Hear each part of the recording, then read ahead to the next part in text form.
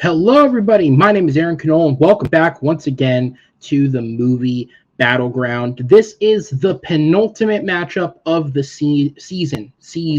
That there's an S in that word. Following this matchup, we only have one more match that'll go up tomorrow. We'll talk about that one a bit later, but this is the final regular season match of the year, and it is an interesting one to be sure. We have Jake Tato, to everybody belovedly, to my roster. He is Jake Riese. He is back for his final match of the season. We'll talk about what happened at Jake's last match in just a second, but going up against him is going to be Richie Goodacre, a competitor who Jake was enthusiastic to take on, and also someone who's coming in off the back of his first win, which is exciting. We can build some momentum, or maybe we can get Jake that first win. What happens, I don't know. We shall see. But we're going to go ahead and start talking to the competitors. So to introduce first, returning to the Battleground with a record of 0 wins, 4 defeats, he is Jake Tato Riese. Jake, welcome back, sir. So the last time that you played an official match in the Battleground was during our summer tournament. And I'm going to go nicely and say that you flamed out a little bit by the end of that match. Obviously, anyone who's spoken to you knows, I'm not going to get into it, but anyone who's spoken to you knows that you're going through some personal issues at that point. They also know, if they've spoken to you since, that you are feeling, looking, and doing a lot better now. So we are glad at this point to have you back in the game itself. How are you feeling heading into tonight? Yep. Thank you. As you mentioned, had some struggles, getting over them a little bit now, feeling good, feeling better. I think this is the most prepared I've ever been for a match. I also, in ways, feel like I could have prepared more, so we'll see what happens. Absolutely. I feel like everyone has that thought, though. No matter how much you prepare, you feel like you can do more. And obviously, if it comes to it, there's the one question you literally can't prepare for enough. So we shall see how this goes. Jake, welcome back, though. At least it's not Henry. It's not Henry. We'll see how it goes, though. We'll set you in the back and bring in your opponent. Coming in with a record of 1 win, 2 defeats with 1 knockout, he is Richie Goodacre. Richie, welcome back. Coming into this match off the back of a first win. Aside from that, it is a knockout win. My question to you, sir, your first 2 losses were both, unfortunately, knockouts. It was not the hottest start that we've had a competitor take here, but you bounded back in that last match and got a big win for yourself. What is more exciting for you, the potential to get another win tonight, or the potential to get to a 4th question finally? Honestly, the potential to get. I don't know. They're both sort of up there for me. I would love to get to it would be cool to to maybe pull it out in sort of in a close sort of spirited match and get to a 4th question. But yeah, if it doesn't happen that way, it's a number in the W column. So either way it plays out, it'd be good. I'm just looking forward to taking on Tato here. He's one of we get along really well, so we'll see what happens here. I think it'd be quite fun. Absolutely. I'm going to go ahead and bring Jake in, and we're going to go ahead and get into the match. Movie Battleground is a game that is a best of 5 rounds. It is the first of 3 points will take the match. Each round of debate is going to be worth 1 point. If a competitor does happen to get 3 points in a row, that is a victory by knockout. If after 4 rounds we have a 2-2 tie, we are going to the blind round, and that will be an interesting one to be sure. But with that said, in terms of the first 4 questions, the competitors have had the questions. They've had their chance to prep as much as they possibly can. They'll get 60 seconds to open it up, followed by 2 minutes to expand and explain their picks. That will be followed by a 4-minute open discussion period, which will be followed then by a 60-second closing argument. Backstage, I have 3 judges, Brian Nussbaum, Alan Shepard, and Chris Diaz. Following the arguments, they will join us on screen, and based off what the competitors have said, they will give their deliberation on who should take the point. With that said, guys, are we both ready? Yes, sir. Yep. All right.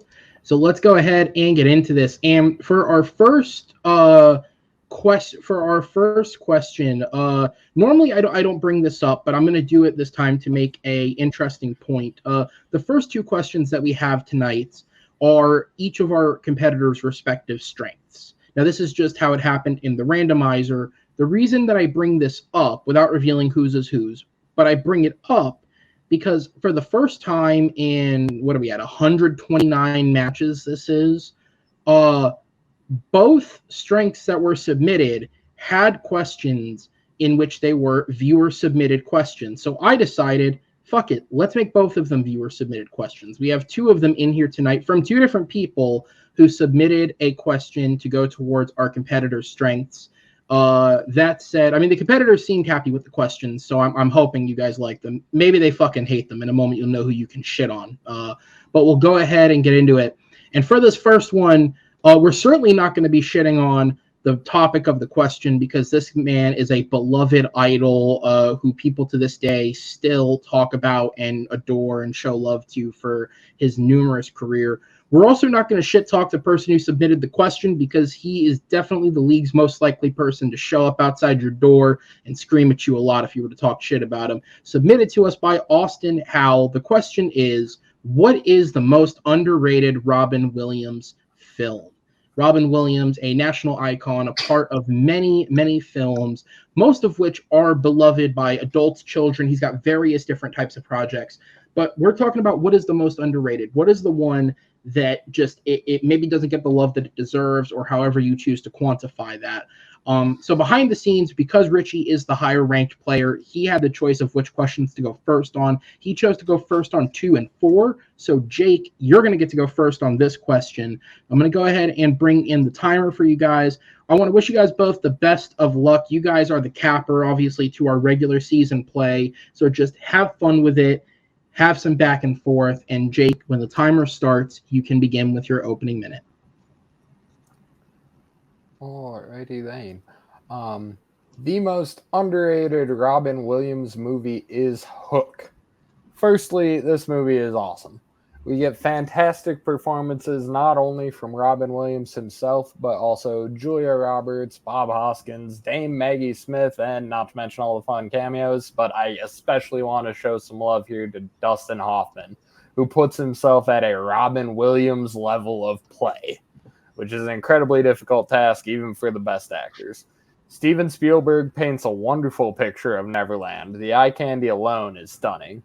Secondly, everyone and their mother has the same hot take that Hook is just a pile of garbage that people only like at all because we're so wrapped up in nostalgia that we can't take off the rose-colored glasses for 2 seconds to properly rate a film. And I think it's about time we swing that pendulum the other way. I will yield my time there. All right. Apologies there, guys, on the timer. I had a brief internet blip during the opening round. Hopefully it didn't affect you too much there. But with that said, Richie, we'll go back over to you, sir. You have your opening minute when you're ready. So when I think of underrated, I also take into account underseen, or movies that just, kind of, didn't hit the radar of a lot of people. And to me, the one that fits that kind of definition is World's Greatest Dad. World's Greatest Dad is a very kind of dark film by Bobcat Goldthwait about this Ron Williams is a dad who has a pretty abusive son who ends up passing away due to an unfortunate accident, and so instead of and I guess Ron Williams wants to immortalize speak positive about his son, so he writes a book from perspective, and it's a really wild movie, and I just think it's underseen, it's undervalued, and it's a really I think it's a really great watch. And time. All right, so we have Hook versus World's Greatest Dad. Jake, back over to you, sir. You have 2 minutes, one ready. All right. A lot of people dump on how long it takes to get to Neverland in Hook, but there are just a ton of great beats in that chunk of the film. You got all of Jack's shenanigans on the plane. He's drawing a parachute. He's drawing the plane crash when Robin Williams doesn't get a parachute. He's throwing the ball at the window, taunting Peter. It's like, you're afraid to get sucked out. And then we get important moments with Peter and his wife and Wendy in it too. And we need these moments to build up to represent how long Peter has been away from Neverland. The movie wouldn't work at all if you were just Peter panning around the place in the first 15 minutes. And then once we get to Neverland, the movie gets even better. It's a visual feast. And I'm not even just talking about the literal visual feast in the movie. Say what you will about this film, but we would all rather be at that feast right now than here. And that's because Steven Spielberg builds a wonderful world that people just do not appreciate enough. I'm glad you mentioned that the more underseen thing, because you have to have seen a movie to have rated it, at least if your opinion is to be given a shit about by anybody. World's Greatest Dad is a solid to good flick that people rate good to great. No one's out here saying that World's Greatest Dad is a bad movie, whereas there are a significant amount of people hating on Hook out of some weird reverse nostalgia goggles. Evidence of this is that the critic score on Rotten Tomatoes for World's Greatest Dad is 88 to the audience's 67, which is to say, even if they don't like it, they think it's solid, and the ratings are pretty even. Hook's critic to audience score is 29 to 76. The disparity there means that there is something wrong with the rankings, and no one here is going to get the question, what Robin Williams movie is the most overrated, and pick Hook. Ergo, it's not overrated, it's not properly rated, it is underrated. And time. All right. Richie, back over to you when you begin speaking. I think a movie can be underseen and also be underrated. I think it's just it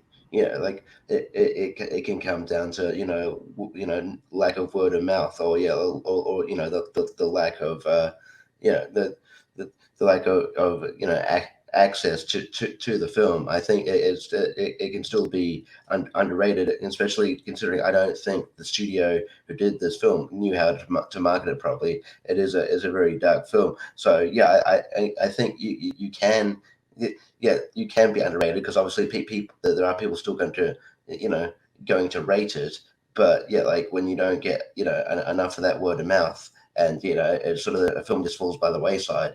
To me, that still falls under underrated.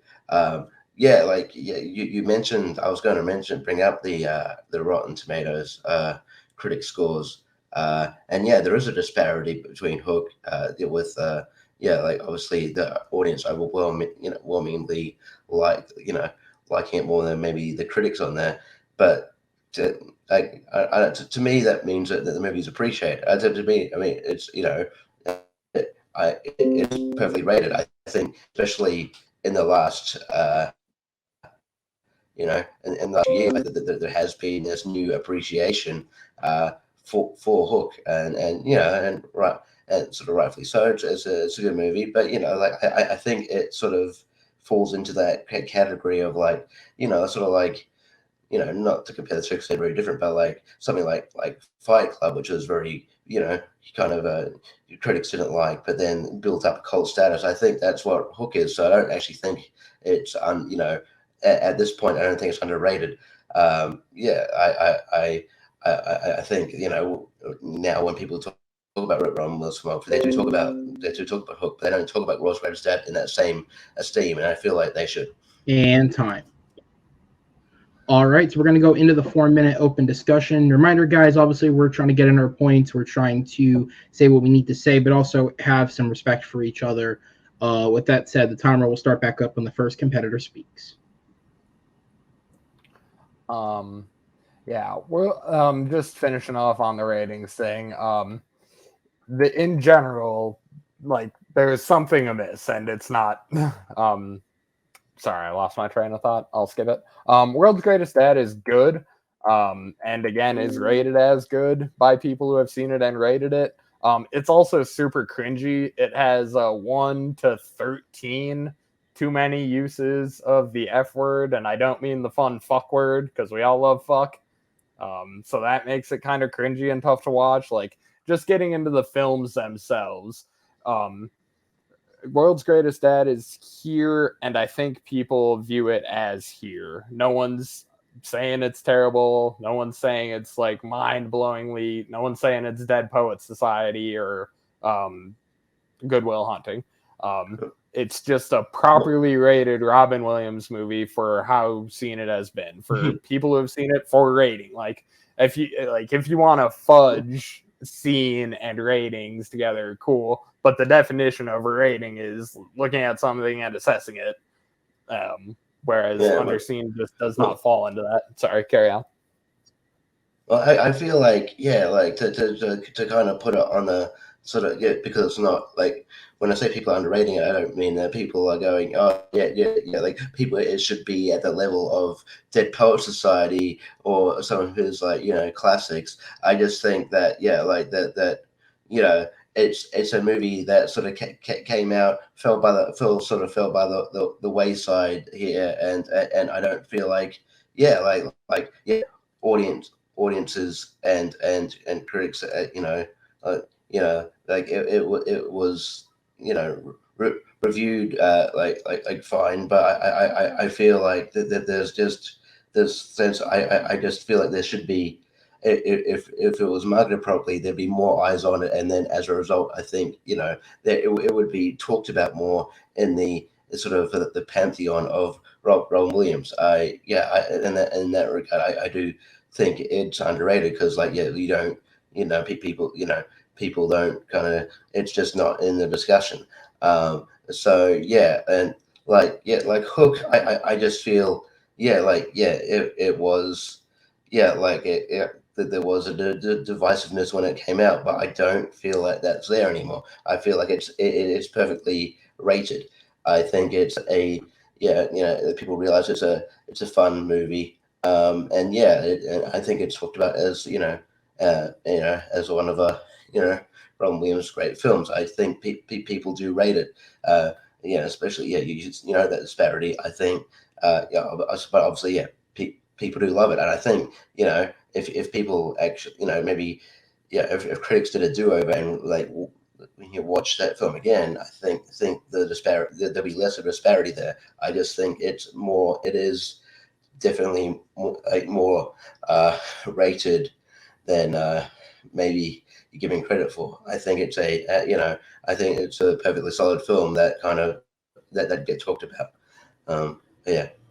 I would agree that it's, like I said, I agree that it's solid. So looking at all of the rankings we have pulled, we have critics think World's Greatest Dad is good at 88 or what have you.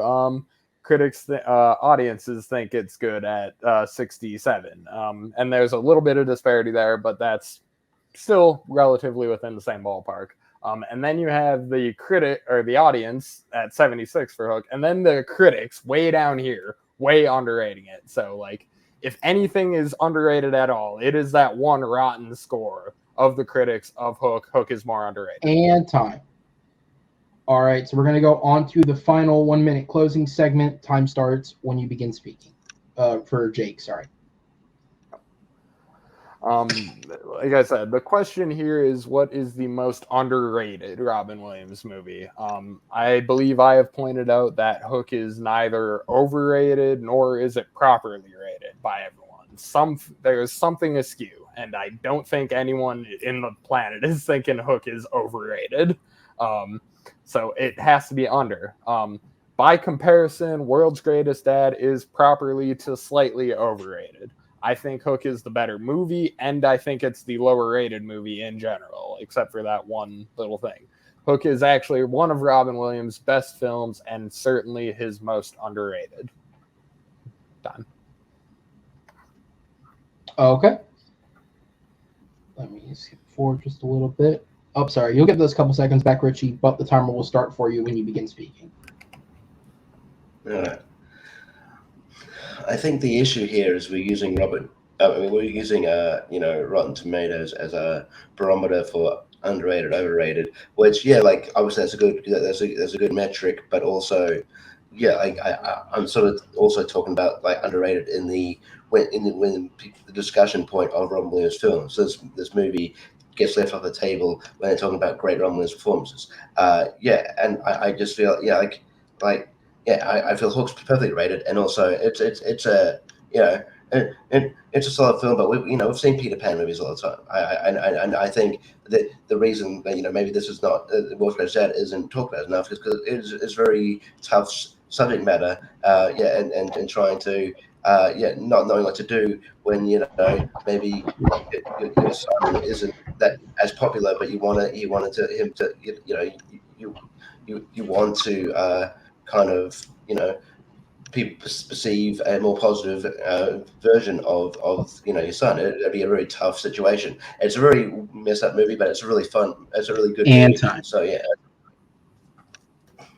All right, that is time on the argument, guys. I'm going to go ahead and put you both backstage and bring in the judges. So I have a couple of things that I'll clean up. Maybe it'll help the judges make a decision here, because there was a lot of discussion about specific metrics and things connected to the film that I can clean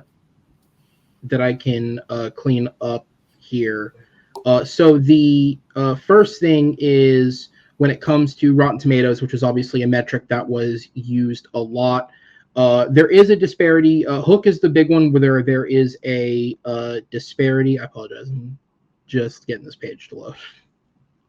I was trying to kill some time there. There we go. Okay. So, yes. So for World's Greatest Dad, we'll start there.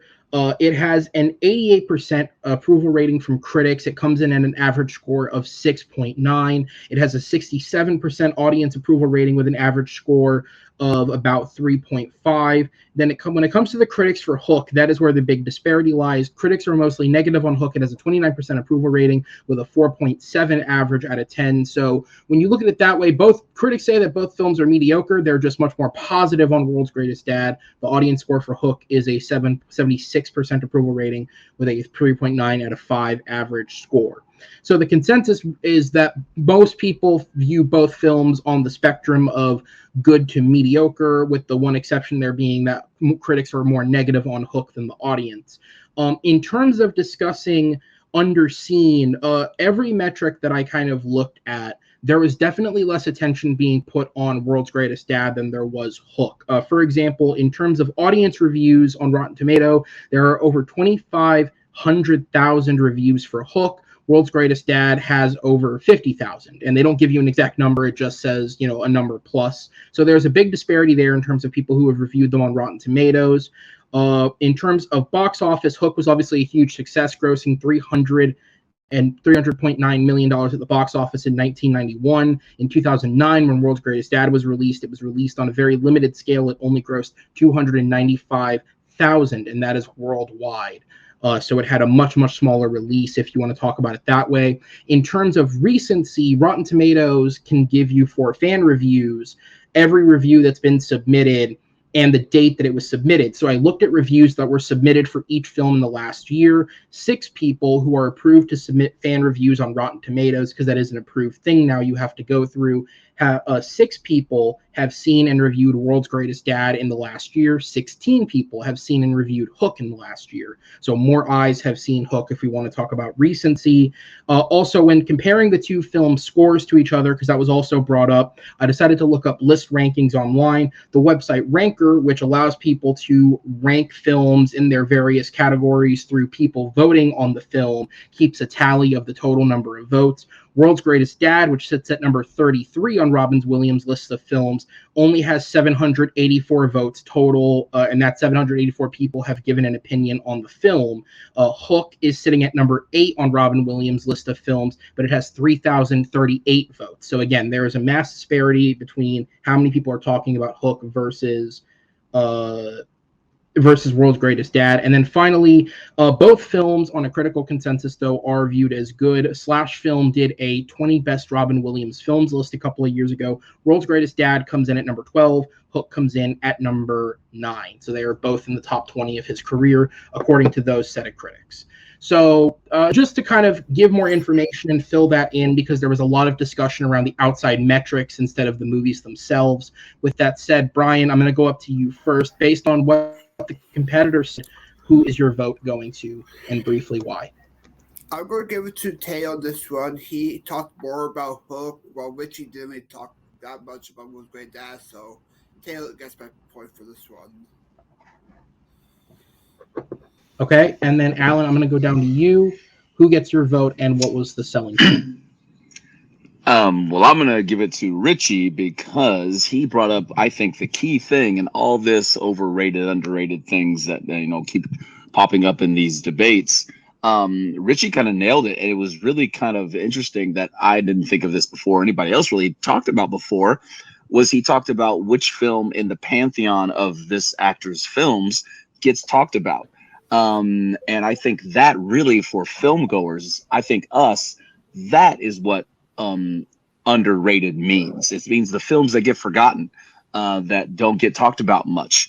And he perfectly summed that up with World's Greatest Dad being that film that no one really thinks about when they think of Robin Williams films. I barely remembered seeing it.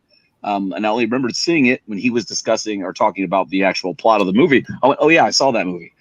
So I think that really kind of nails it. Is underrated is the films we forget. So I'm gonna give it to Richie. Okay, and then Chris, over to you for the tie-breaking vote. This is tough because I do love both of these films, but I went back and forth in my head. Went with Tato a little bit to the end, just because when I was putting up the string, they both brought up. Just heard a bit more for Tato. With why Hook is good, why it's underrated with the critic score and the audience score. I think Richie almost got me to the end. Tato just edged it out by a minute. All right. Okay, all right, judges, thank you guys so much. I'm going to go ahead and put you guys backstage and bring the competitors back in as we'll go ahead and move into question number 2. And we're going to stick in the realm of comedies because those were, I guess you could count them both as comedies. Hook's funny, right? People who enjoy that movie find it funny. It's got great laughs. Yeah, okay. Sure, we'll call it a comedy. We're going to stick in the realm of comedies. Question number 2, which was submitted to us by one of our judges, actually, Mr. Brian Nussbaum, is what is the best comedy of the 2000s? So that is the question we're going to go ahead and get into here. With that said, Richie, you are up first on this round, so I'll go ahead and throw it over to you. The timer will start when you begin speaking.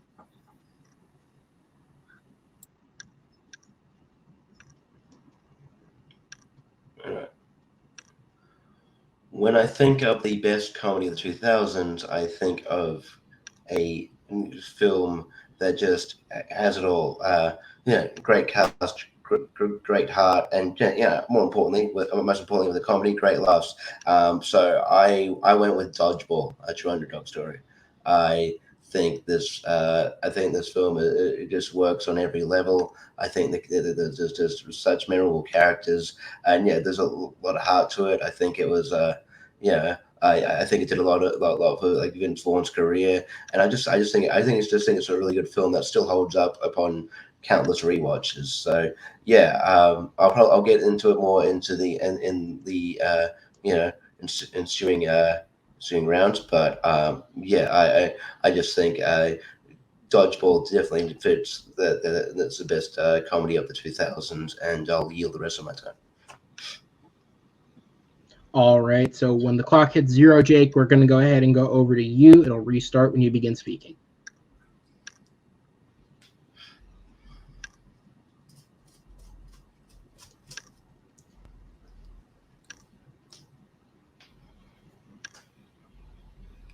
You're muted. Huh? You're muted. I'm sorry. I didn't even see that you were talking. My bad. I was just pre-warming myself up. Yeah, that's what I was doing. No. Do you know what I used to eat for breakfast? Cocaine. Do you know what I used to eat for lunch? Cocaine. Do you know what the best movie, or you know what movie is the best comedy movie of the 2000s? Role Models.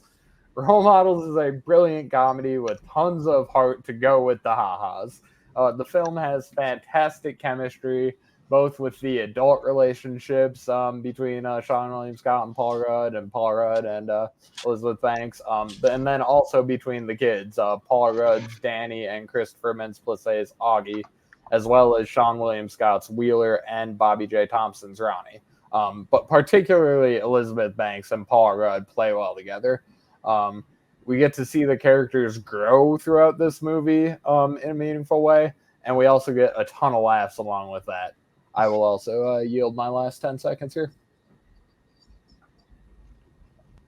All right, so we have Dodgeball versus Role Models. I want to say first off, shout out to both of you guys for picking two movies that I feel like a lot of people wouldn't go to bat for. I feel like the blatant pick is someone would jump to like a Judd Apatow or something like that, something that's, trying to make itself smarter. But no, these are two great, funny films with a lot going for them. So I respect the picks, guys. With that said, Richie, back over to you. Time starts when you begin speaking.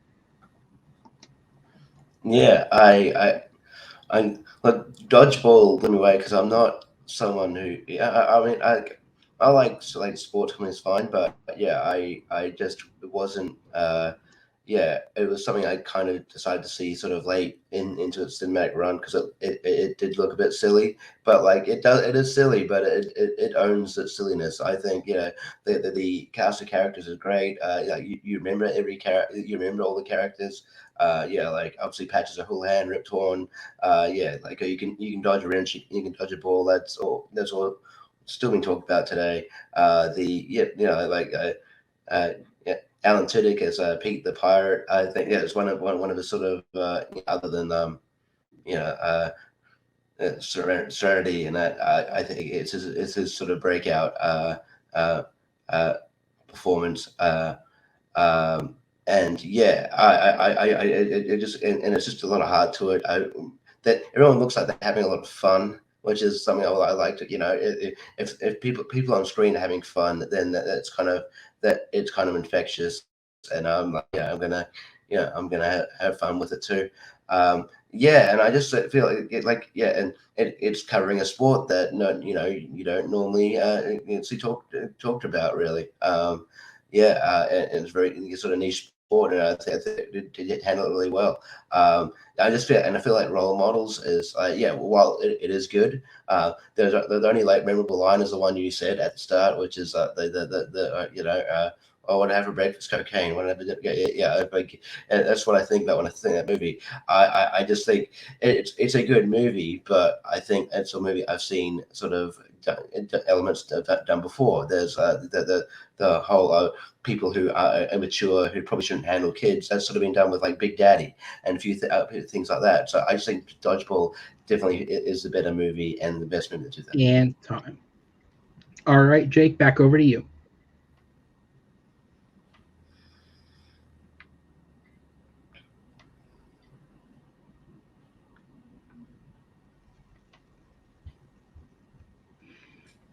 Hey, I caught myself that time. The relationships are better in Role Models. Vince Vaughn and Christine, whatever her face is, have no Ben Stiller's wife. They have no chemistry at all. You can clearly tell that it is in fact Ben Stiller's wife. They only exist because all the comedies of that era felt the need to give the lead a romantic interest for no reason. Paul Rudd and Elizabeth Banks' relationship matters to the story. We see the growth in the bigs and littles, whereas Peter only starts being a decent human being to average Joes magically in the last 10 minutes of the film or so. The jokes in Dodgeball are mostly to all one-note physical trauma gags. Well, let's hit a person with a wrench. Let's hit the person with a car. Let's make Justin Long lift a fat chick and get his head stuck in her badge. Let's crush Patches with the luck of the Irish sign. Let's have Christine Taylor. Hey, I had her written down. Christine Taylor. Let's have her smash Ben Stiller's face. And that's all outside of the Dodgeball itself. And if I want that, I will just watch a Jackass movie, which is funnier and has about as cohesive as a plot. Role Models, however, has much more clever writing and hits jokes on every level. There's the college, adultish level of Paul Rudd's cynicism toward the world, arguing with the barista at Starbucks. You got Sean William Scott explaining Kiss to a kid. And then you got the high school comedy. It's like, oh yeah, your mom let me keep this Minotaur costume after I fucked her last night. And then you got the Adventures of the Movie Watcher. You got the Whispering Eye. Like, they're way more than just the cocaine line. This movie is full of fucking one-liners. And then you get from that to a simple dick shot, which is actually funny in the movie because the movie doesn't go, oh, I'm going to hit you with a wrench and then hit you with a wrench. It just lets the comedy be comedy. I guess Jason Bateman and Gary Cole are in Dodgeball. They're there. They don't add anything to the proceedings. Yeah, it's just Role Models better than Dodgeball. And time. All right, we're going to go into the 4-minute open discussion. The timer will start back up when the first competitor speaks. The thing is, like, you're kind of putting forward this argument that, like the comedy in Role Models is quite diverse, and that they've got all sorts of jokes, but most of the jokes you cited were essentially just dick jokes. Like I could get that from a Judd Apatow film. If I wanted to hear like dick jokes half the time, I'd go the Judd Apatow route, and this feels like very Judd Apatow like esque a lot of the time.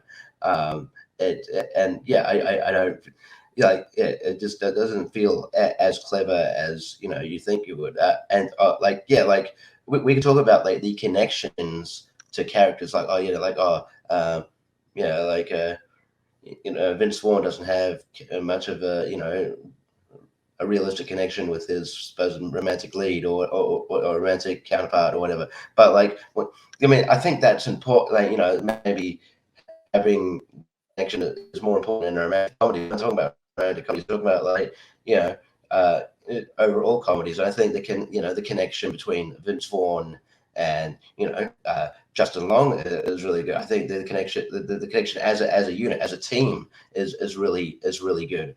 I think I could believe that these guys would work as a dodgeball team. And I think the chemistry between even Ben Stiller and Vince Vaughn is obviously there. And like you say that Gary Cole and Jason Bateman don't add anything. It's like one of the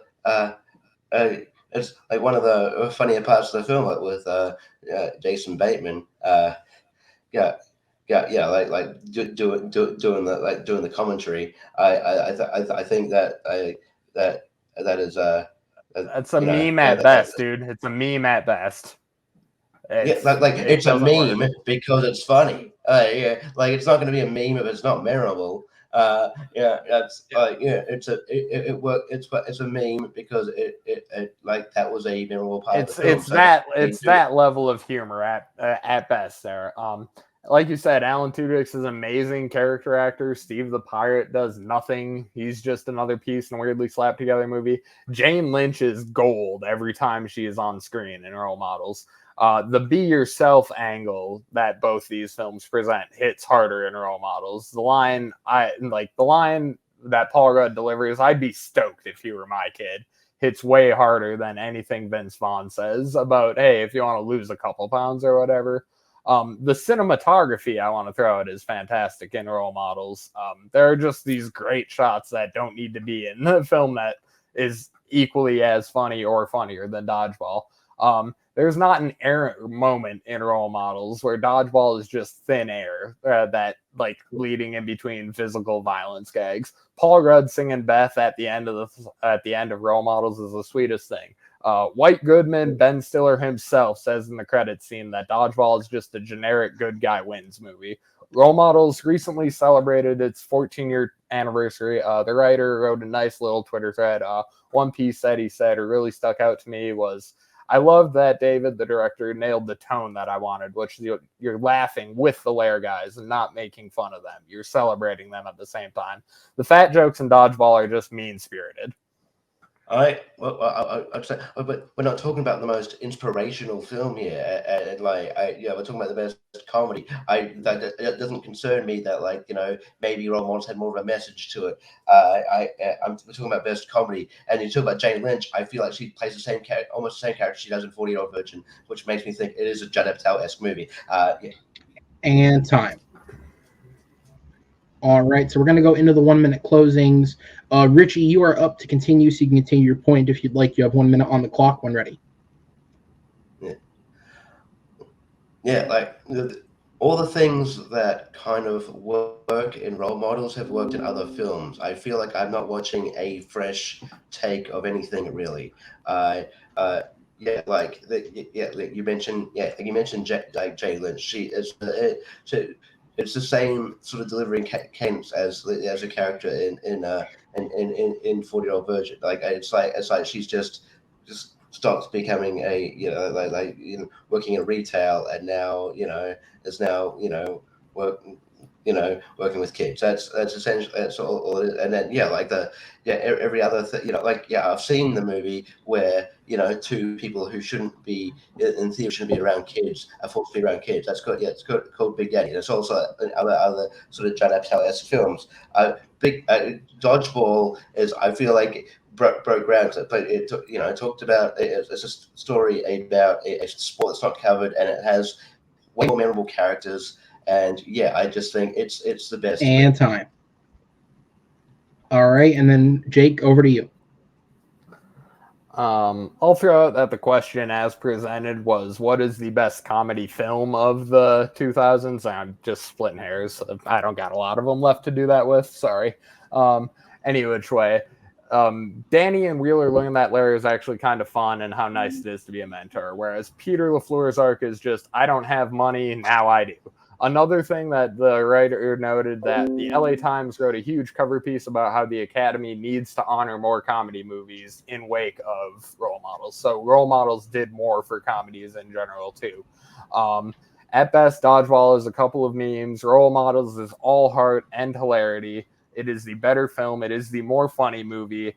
For that, Role Models is the best comedy movie of the 2000s.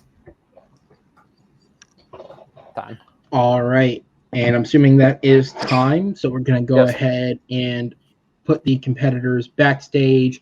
Not a lot to fact check there, so we're just going to go ahead and throw it over to the judges straight away here. As it looks like Alan's ceiling fan will be giving Alan's opinion.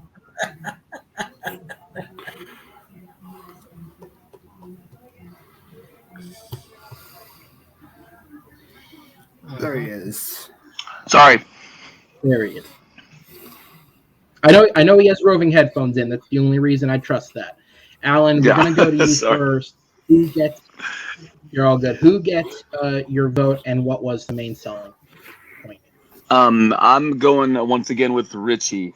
I thought he countered a lot. Tato had a lot of jabs and arrows at him for what kind of the definition of comedy, or what kind of comedy, and the diverse comedy versus non-diverse comedy. But Richie fought right back, and told enough about the characters and things that put me back into the movie and reminded me why I liked that movie so much. I like both movies, and both argued them pretty well. But I think Richie just did a little better. So go on, Richie. Okay, Chris, down to you. Same question.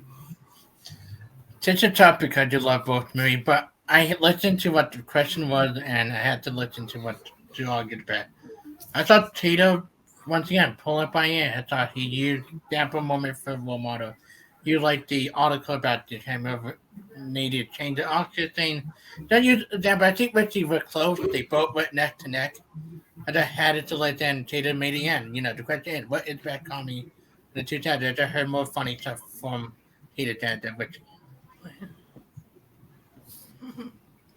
Okay, which means Brian, I go over to you. Yeah, this was a good round. I'm going to give it to Tato on this one.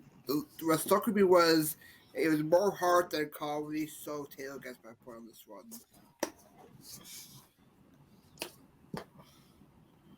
Okay.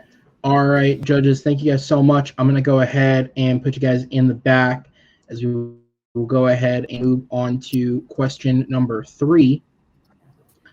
And For question number 3, coming up next week is Christmas, and normally the Christmas holiday is loaded with tons of great films. At the moment of this recording, there aren't many Oscar movies that are set to come out at Christmas. It seems like a lot of them are hitting their releases before Christmas, potentially. We had a lot come out over Thanksgiving that could potentially be in the race.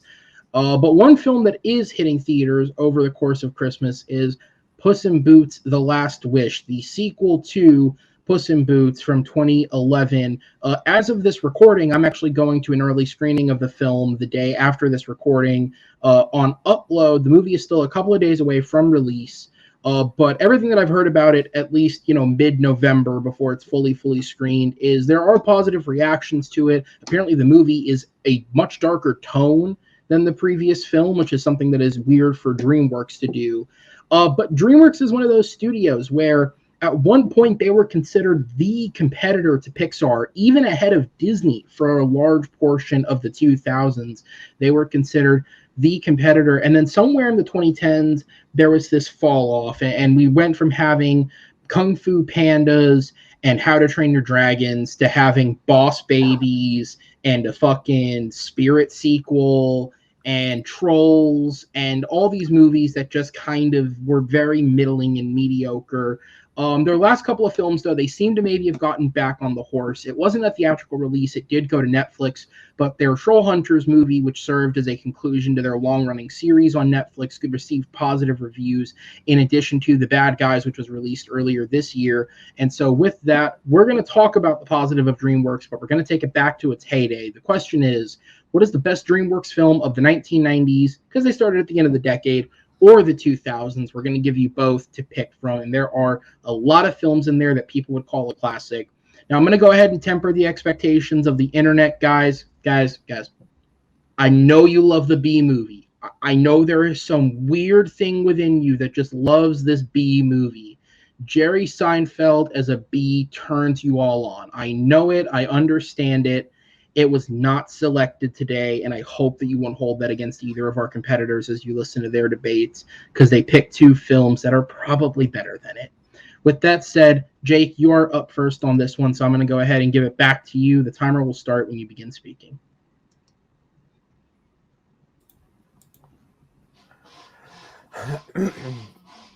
Great sequels are a tough task to pull off, especially when you're sequelizing something as great as Shrek.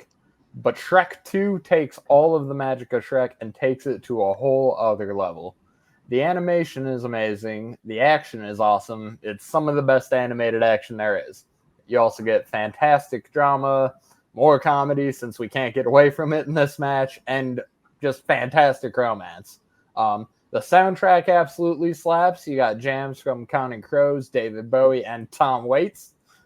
Fairy Godmother is a legit menacing villain who will stop at nothing to reach her goals. The returning voices improve on their original performance, and the newcomers are fantastic, especially the addition of Antonio Banderas as Puss in Boots.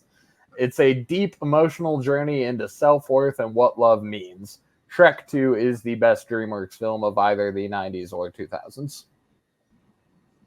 And time. All right, Richie, over to you. When I think of the best DreamWorks films, I have to sort of dig deep, go back to, like my childhood and what really hit me, and something that does hold up in modern day. And to me, that's Chicken Run. I think Chicken Run is a phenomenal film here. I just the cast is amazing. I think Mel Gibson does a phenomenal job as Rocky. The sort of the Russo with who's got a huge ego, but eventually kind of comes back down to earth and bonds with these triggers. And it's just the animation's fantastic. Nick Park animation. It's just, and the humor is great, but for kids and for adults. And I think it's a phenomenal film. I'll get into it more in a minute, but Chicken Run. And time. All right, so it is Shrek 2 versus Chicken Run. With that said, we're going to go back over to you, Jake. 2 minutes on the clock when ready. I know money isn't everything, but there's a reason that Shrek 2 was both the highest grossing film of 2004 period and DreamWorks' highest gross, and it's still DreamWorks' highest grossing film of all time. And it took Toy Story 3 to unseat it as the highest grossing animated film of all time. Interestingly enough, Chicken Run was 17th in 2000, behind The Patriot at 15 and What Women Want at 16. Which just goes to show how little we knew Mel Gibson was a piece of shit in 2000. Anyway, that aside, Shrek 2 is just absolutely fantastic. I shouldn't even have to mention this, but I Need a Hero is one of the best needle drops in film. Jennifer Saunders absolutely slays the Bonnie Tyler banger. The song playing over the whole epic battle scene is better than anything in or the whole of Chicken Run. Chicken Run is creepy and weird. You cannot see any soul behind those dead claymation eyes. Compare that to Puss in Boots, my man. That cute little bastard still deceives me to this day with the soul in his eyes. Chicken Run, chicken shit. There's like 5 artsy fucks who like the movie, and they just all happen to be the critics on Rotten Tomatoes. If you look at the people's score for Chicken Run, it's over 30% lower than the critics score, where, again, Shrek 2 just highly rated, loved by all. Like I mentioned, it's one of the best fight scenes of all time. You get like that final battle scene. Fairy Godmother, a real menacing villain. Performances great all around. Shrek 2 is just a masterpiece. Time. I yield, sorry. All right, Richie, we'll go back over to you for 2 minutes when you're ready.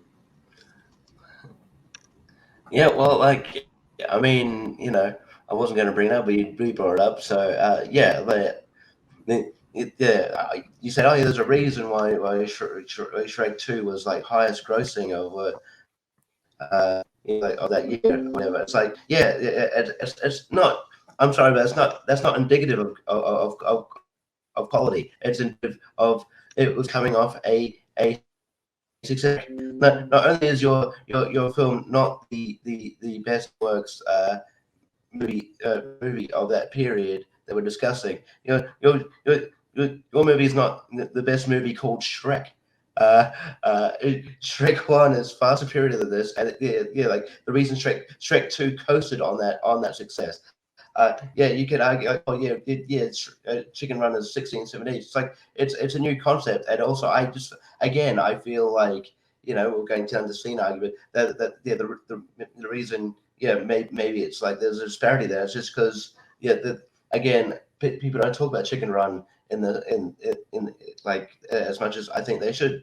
I just think like Chicken Run was it's a I think it's like wonderful concept. I don't, it is dark. Yeah, they can be creepy, but I think that's sort of like what kind of sucks you in. It's a very, very dark film. Like there's these chickens are at risk of being turned into pies. In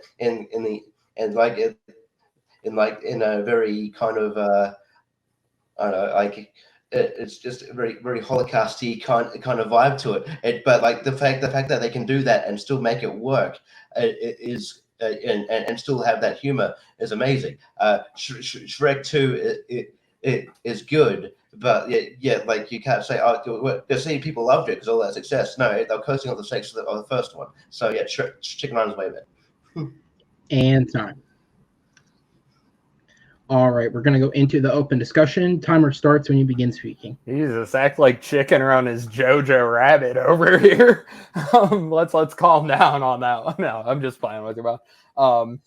But yeah, it's just I'm glad you brought up the whole Shrek is the better movie comparison, because it isn't.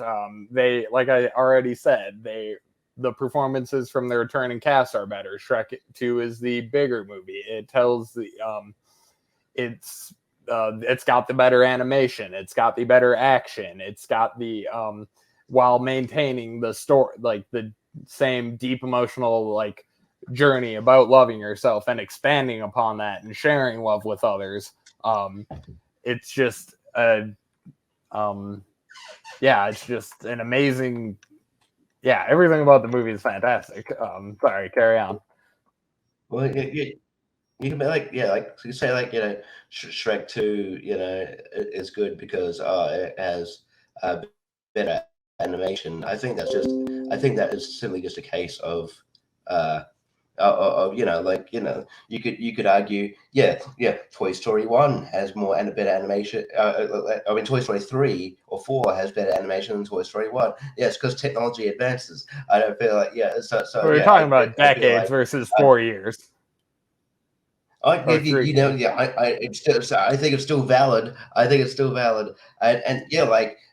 problem, the animation of Chicken Run, with Nick Park's animation, that's never going to that's never going to be like, the animation's not good, because he's got his own certain style. That's always going to be that's never going to be kind of left by the wayside here. And I think the animation of Chicken Run still holds up to this day.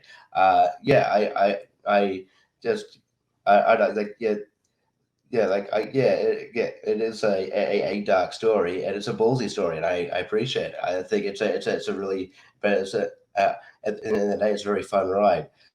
I know. I just don't. I don't really see that in Shrek 2. I just think it's a good sequel. If we are doing sequels, then that'd be cool. But I think a lot of the success of Shrek is Shrek 2 is based on the first one. I mean, I'm not sure if I agree that the voice acting is better than the first one. I think it's just I think it's the same. The cast is better for sure. It's better. It's improved. Obviously every sequel is going to build upon its cast. So I don't know. It's like maybe it's better. Plenty of sequels lose original characters and get worse for it. Well, obviously, so some sequels do, but this obviously has enough backing where they can go, okay, we can go, introduce a lot of characters. So of course it's going to have sort of more characters. That's not I don't know. I feel like that's sort of irrelevant. But I think I just think like Chicken Run with I just think it's a small sort of so I would say self-contained, but they're making a sequel film where I don't have that initial nostalgia to go off. I think it's a really fun film. I think the humor works.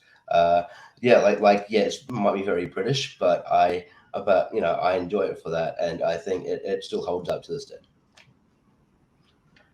And time. All right, we're going to go into the final minute of the round. Jake, you're up first. Time starts when you begin speaking. I think Richie spent more time talking about Shrek than Chicken Run, and that's just because of how fantastic the franchise is as a whole. I pointed out why the sequel is better. Again, the voice acting is better, the animation is better, the action is better, bigger story, everything good. It is financially mega successful, which again is not the only indicator of quality, but it exists for a reason. Where people choose to put their money is a non-zero analyzer of quality. All in all, Shrek 2 is the best DreamWorks flick of the era. Financially, critically successful all around the board. It surpassed its predecessor on those fronts. It's a fantastic, epic adventure that teaches us all about being true to ourselves and our loved ones. Forget the whole category. Animated DreamWorks decades. Shrek 2 is one of the best films of all time, period. And time. All right, and then Richie, back over to you. You have 1 minute left on the round. Time starts when you begin speaking. I mean, I feel like I did bring up Chicken Run, and and then after I brought up Shrek because I think that's relevant to the conversation because you're sort of using these metrics for success, like box office and stuff like that. But I think the first one not done as well, you wouldn't have that success. Doesn't matter. The Shrek 2 could be a good film, but I just don't think that kind of paints the whole picture. And I think Chicken Run, it's still, if you pick up people's lists, it's still critics still say, it's one of their better films. It's one of there's been why there's been this long awaited sequel and they're finally getting it. It's because people are clamoring for it. Yeah, the Rotten Tomatoes thing, might be the disparity, but I still think that it doesn't matter in the long run. I think people generally still love this film, and I think it's the best animated of the 2000s. And time. All right, guys. I'm going to go ahead and put both of you in the back. We'll go ahead and bring the judges in for the deliberation here. And I'll go ahead and clear up some stats and things that were brought up. So the first thing is, in terms of box office, yes, Shrek 2 did make $928 million at the worldwide box office. It is still, to date, DreamWorks' highest grossing film. It made that on a $150 million budget, so it did turn quite a profit. It is worth noting, however, Chicken Run obviously did not make as much money as that. For an original film and at that a stop-motion film, Chicken Run was incredibly successful. It grossed $225 million on a roughly $40 million budget, give or take a couple million there. It's not known the exact number, but it cost around $40 million, and it was DreamWorks' most successful film at the time of its release. More successful at that point than Ants and the Prince of Egypt. So the films that had come before it, it was the most successful of those films. In terms of talking about DreamWorks box office as a whole, as I said, Shrek 2 is still their highest grossing film. However, if you want to talk about box office success as a metric, it is worth noting that all three Shrek sequels, Shrek 2, Shrek 3, and Shrek Forever After, are far and away the highest grossing films that DreamWorks has released. The next closest is Madagascar 3, Europe's Most Wanted, and then the next closest after that is Kung Fu Panda 2, although there is a nearly $100 million disparity between Madagascar 3's box office and Kung Fu Panda 2's box office. About where Kung Fu Panda made is where the average tends to sit for DreamWorks films. So Shrek is far and away the best grossing franchise in the studio system. So it is the most successful, but you can inflate that how you would. In terms of the critical success, using Rotten Tomatoes as the metric, it is worth noting that both films actually share the same disparity in critics and audiences, and though you may not believe it, it is actually true. Chicken Run has a 97% approval rating on Rotten Tomatoes with an average of 8.1 out of 10. It has an audience rating of 65% approval with a 3.6 out of 5 score. Shrek 2 has an 89% critic approval rating with a 7.7 out of 10 score and a 69% audience approval rating with a 3.5 out of 5 average score. So audiences are almost identical rating on Shrek 2 and Chicken Run. And with critics, Chicken Run is actually slightly higher rated both on the percentage approval and in terms of its actual critical score. As it was said, though, technically speaking, both of these films are becoming franchises. It was announced earlier this year that Chicken Run is getting a sequel, Chicken Run Dawn of the Nugget, which is being produced by Aardman Animation, the animation studio that worked with DreamWorks to produce the stop motion for the film. DreamWorks is not involved with this picture as they have not worked with Aardman Animation since 2006 with the release of Flushed Away. Instead, Studio Canal, who produced their most recent films, including Shaun the Sheep movie, will be helping produce this movie. Most of the cast is not returning at this point because the sequel is not set 20 plus years after the original, so they're all being replaced. The lead role of Rocky, played by the ever problematic Mel Gibson, is being recast with Zachary Levi. Other cast members in the film include Thandwi Newton, Ramesh Ranaganthan, if I said that correct, Daniel Mays, David Bradley, Bella Ramsey, Nick Mohammed, and some returning cast members, including Harry Potter alum Imelda Staunton. So with that said, we're going to go ahead and get into the votes. Chris, I go up to you. Based on what the competitor said, who gets your vote? Yeah, seconding vote, you just out of my head for a moment. I'm going to surprisingly go with Richie's here. I thought he did something I didn't think he pull off, where he could mention that the method is to test Shrek 2 doesn't make it a better movie. He talked about like the clay animation, what Chicken One actually was about, and he brought a couple of good counterpoints to the argument. So in the end, Richie should probably pull out for me. Okay, Brian, down to you. Yeah, this is another good round for me. I'll go with Tato on this one. He talked more on how successful this one, how Shrek 2 was more successful than Chicken Run, the animation style. So I'm gonna go with Tato on this one. Okay, and you and